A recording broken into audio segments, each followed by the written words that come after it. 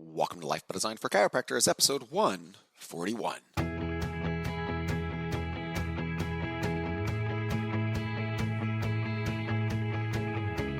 Welcome to Life by Design, the podcast for chiropractors. Here's your host, Dr. Jamie Richards.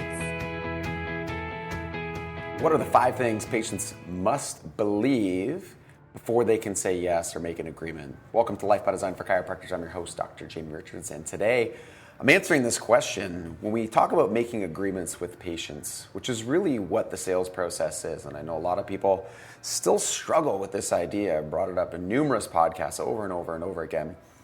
Selling is focusing on a win-win exchange between patient and doctor, and there's a lot of misnomers about that word and what that means. But let's be honest, that's what's happening is you're selling them on a future benefit that is good for them and engaging them to take action. And there's an exchange for that. And that's a wonderful thing. And that's what makes the world go round in many, many ways. And there's things that your patients or prospects need to believe before they will say yes to you. So I'm going to share with you the 5 things that patients need to believe. And the purpose of this podcast really is for you to have a top-level understanding in terms of what should be underneath the surface in your mind as you're having conversations with your patients.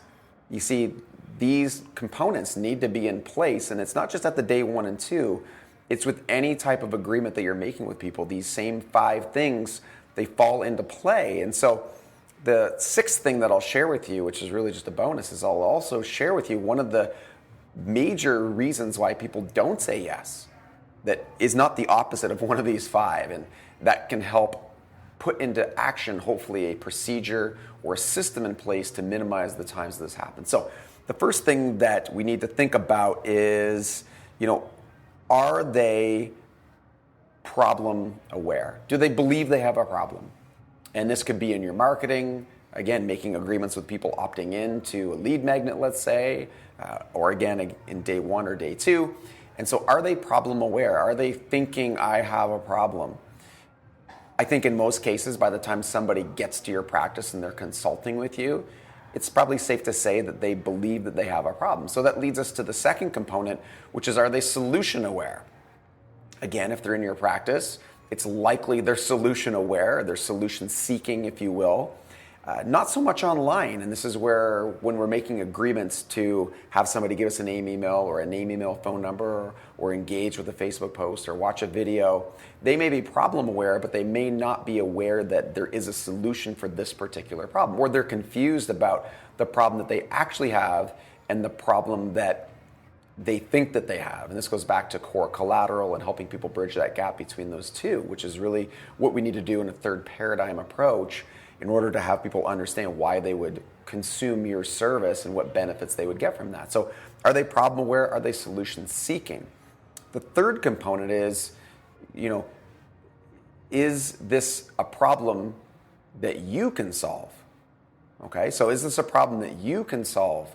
Are you the right person for this? Or are they thinking, okay, this person has a narrative, they have a story that makes sense to me, there's a connection between what I thought the problem was and what maybe now I'm understanding the problem to be.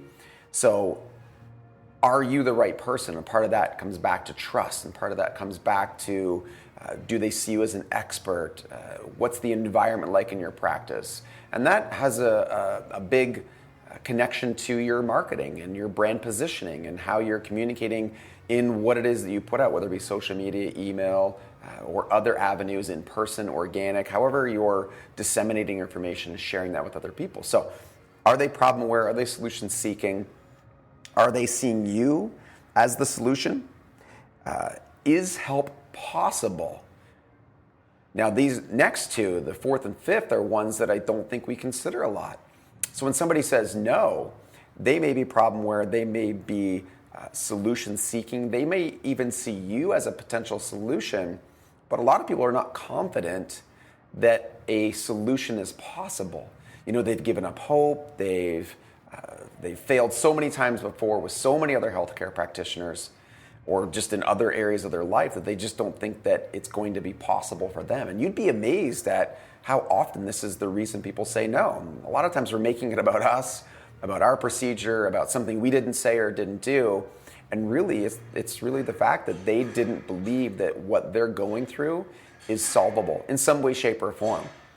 So part of that comes back to the confidence in yourself as a healthcare provider and your team to deliver a particular service that solves a particular problem, and how you communicate that, making sure that you're giving patients hope. I'm not saying that we're claiming a cure by any means, but we're giving them hope. That we've seen thousands of cases before them, some similar, some different, with a unique thread, which in our case is subluxation correction. That's the one thing that we do for every single patient that comes into our practice. And so we've seen lots of different life improvements, health improvements, even in areas, as you have, even in areas where they've been told that it's not possible. And then really the fifth piece is not only is it possible, but can I do it? Right? Can I do it? As a patient, can I do it? And that falls into a couple different pieces. It might be, can I do it in terms of the effort? Am I willing to make that commitment? Am I willing to see it through? Can I do it in terms of time? I mean, there's some logistics here. Time and money would be the logistical ones.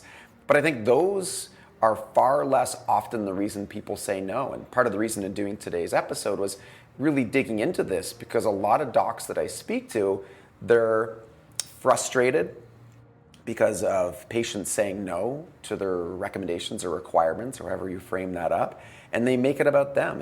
I didn't communicate it well enough, or I charged too much, or I asked them to commit to too long. And those may be the case in some instances, but it's rare. It's usually one of the other pieces that hasn't been addressed. And if you start to think about these and have these as part of your top level overview, as you're framing up your day one, your day two, you're building your communication, again, if you don't have a model to do that, this is what the day one, day two conversion system is all about. I'll put a link in the show notes. You can check that out. It's a great model to be able to communicate this, and this important component is built into that. And then the other bonus reason why people don't say yes, and I think we forget about this sometimes, is they're not the decision maker. Right? They could have everything else in place. They're problem aware, they're solution seeking. They see that the problem is solvable, that you could be the person. They could do it in terms of time and commitment. Everything's possible, but they're just not the one making the decision. And so you went through this whole conversation, you went through all of this agreement getting, if you will, only to reach the end point where somebody else is making the final decision on this. And so it goes back to procedurally, it's important to have all decision makers in the room. If you don't have the decision makers in the room, you shouldn't be communicating requirements, recommendations, finances.